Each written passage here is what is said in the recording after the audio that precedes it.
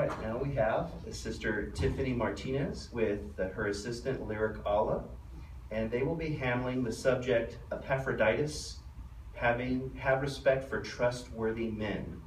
And the setting is talking with an unbaptized publisher. That was such a cute movie. Those little mini guys are so funny. I liked it too. Thanks for inviting me. Oh, you're welcome. How was that last Saturday with it being your first time in field service? I had lots of fun with my mom. I offered a tract to a lady and she took it. My mom's going to work with the CO and his wife next week. I want to work with them too, but I'm really nervous. Well, that's understandable, Larry. I get nervous too. But the Mickelsons are really good about making you feel really comfortable.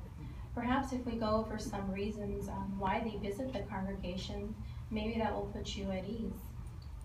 Well, so of course, Brother Mickelson, if he sees as a whole that the congregation needs to work on something, he'll lovingly either bring it out in a talk or talk about it with the elders.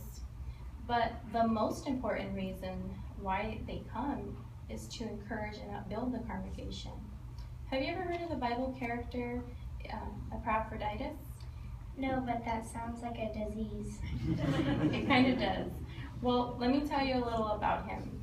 He was a member of the congregation in Philippi, and at one point he got very sick. He was very loved by his congregation, and when they heard of how sick he got, they were all very sad and distressed by it. Now, remember the Apostle Paul? Yeah, I do. At one point, Paul was in prison in Rome, and it was Epaphroditus who would take him gifts. When taking a gift to Paul is when he got very sick. It was also dangerous for him to do this, but he still risked his life for Paul. Let's read about this in Philippians chapter 2. And then when we get there, I'll read verses 25 through 28. Okay? And it says, "But for now I consider it necessary to send to you Epaphroditus, my brother and fellow worker and fellow soldier, and your envoy and personal servant for my need, since he is longing to see all of you and is depressed because you heard he had fallen sick. Indeed, he did fall sick, nearly to the point of death, but God had mercy on him, in fact, not only on him, but also on me, so that I should not have one grief after another. Therefore, I am sending him with the greatest urgency, so that when you see him, you may again rejoice, and I may be less anxious." So now we can see how the congregation and Paul felt about him when they heard how sick he was. They were sad, very sad. So do you think that they loved him? Yes, because everyone was really sad. Exactly.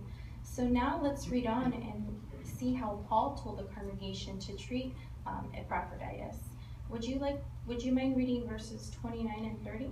So give them the customary welcome in the Lord with all joy, and keep holding men of the sort dear, because he nearly died on account of the work of Christ, risking his life in order to make up for your not being here to render personal service to me.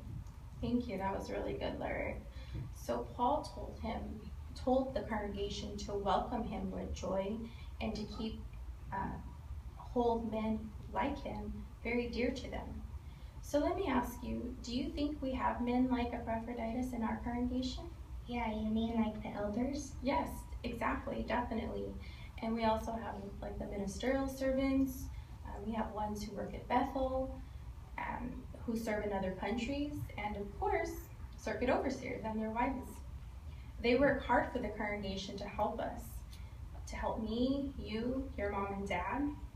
And just like Epaphroditus, they too may risk their lives at times, but they are here to encourage us, and so we want to give them respect and treat them dearly.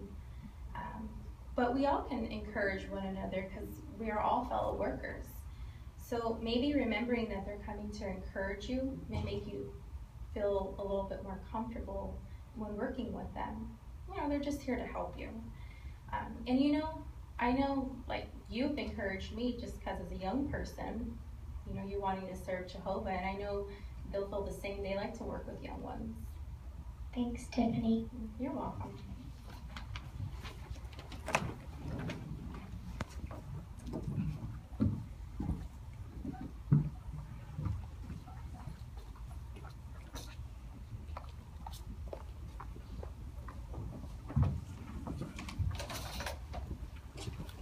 Sister Martinez, nicely done.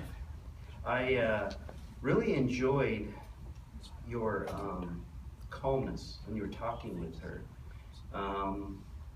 Because when you're trying to explain something to somebody that can be not something you normally may necessarily bring up, you're kind of sometimes searching for words and trying to tell them this is why I'm telling you this, but you kept your demeanor very calm, your delivery was very fluent, and you could